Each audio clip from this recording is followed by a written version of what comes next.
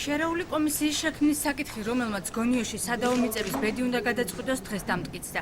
სამთავრობო და არასამთავრობო სტრუქტურების წარმომადგენლებით დაკომპლექტებული 15-კაციანი კომისია აჭარის მთავრობამ დღეს ოფიციალურად წარადგინა. კომისიის შემადგენლობაში ადგილობრივი მცხოვრებლებიც შედიან.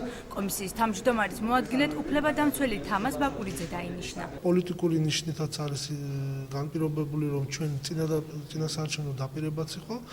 ამიტომ გვინდა რომ ეს ერთხელ და სამუდამოდ ეს საკითხი გადაწყდეს. კომისია დადებს წინადადებებს და დასკვნებს, რეკომენდაციებს თუ რა შეიძლება გაკეთდეს, რა კონკრეტული ღონისძიებები შეიძლება განისაზღვროს, რომ კანონის ფარგლებში მოხდეს მოქალაქეთა პრეტენზიების დაკმაყოფილება და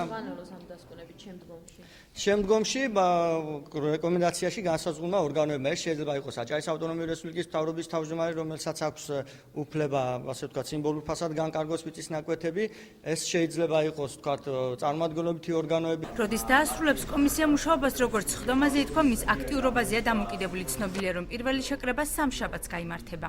ტემპი როგორი იქნება ამ კომისიის მუშაობის, არ ვიცი. თუმცა პირველი შეხვედრა ჩვენ ვფიქრობთ, რომ იქნება სამშაბათს ან უთხშაბათს. მთავრობის გადაწყვეტილებით ინვესტორთან ნასყიდობის დოკუმენტში დაშვებული ტექნიკური ხასიათის შეცდომის გამო ბათუმში ჭავჭავაძისა და ლუკა ასეთიანის ქუჩების კვეთაში მდებარე მიწის ნაკვეთზე დაგეგმილი მშენებლობის პროექტის პირობები შეიცვალა. გადაწყდა, რომ მრავალსართულიანი საცხოვრებლის ნაცვლად აქ შედარებით მცირე ზომის კორპუსი აშენდება.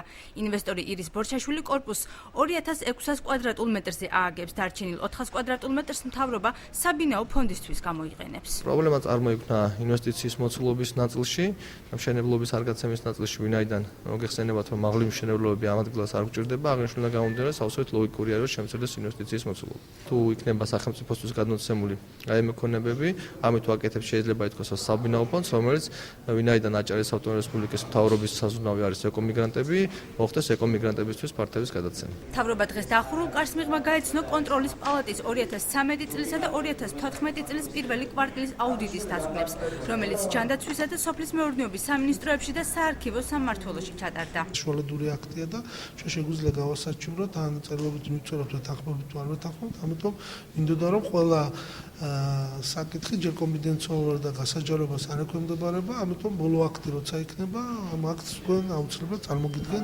დღევანდელ სხდომაზე სპორტის განვითარების ხელშეწყობის პროექტი განათლების მინისტრის მოადგილემ წარმოადგინა, თუმცა საკითხის არასრულყოფილად მომზადების გამო მისი განხილვა მომავალი სხდომისთვის გადაიდო.